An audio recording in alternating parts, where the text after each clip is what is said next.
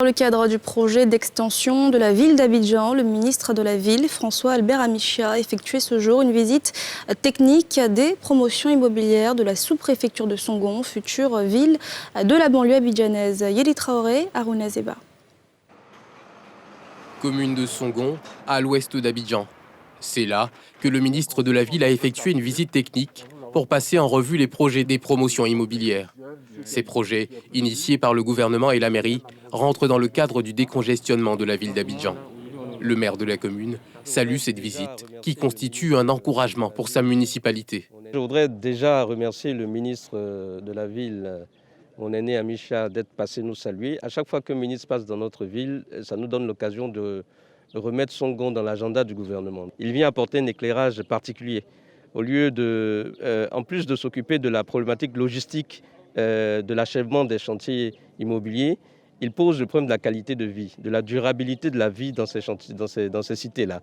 Et c'est un angle que nous avons saisi, parce que vous savez que les communes ne valident pas les cahiers de charges des opérations immobilières, c'est le ministère de la Construction, mais c'est les communes qui les subissent, puisque les gens vivent dans les communes. Le ministre de la Ville situe cette visite dans le cadre de la recherche de solutions au surpeuplement de la ville d'Abidjan. Pour lui, Songon, par sa proximité, peut jouer un rôle important dans l'extension de la capitale économique afin de résorber les difficultés liées à son encombrement.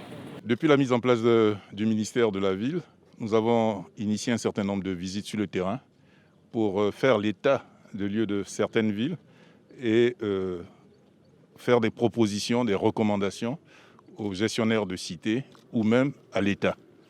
Et c'est ainsi qu'aujourd'hui nous sommes à Songon, parce que la commune de Songon, depuis quelques années, voit une multiplication d'opérations immobilières.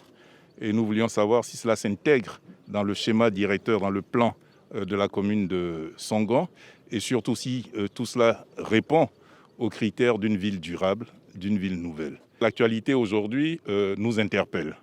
Nous sommes en pleine saison de pluie. Nous voyons que dans certaines villes, il y a des inondations. Cela doit nous servir pour construire les nouvelles villes. Nous sommes dans une période de pandémie. Est-ce que notre type d'habitat permet de prévenir ou d'affronter ce que nous sommes en train de vivre actuellement?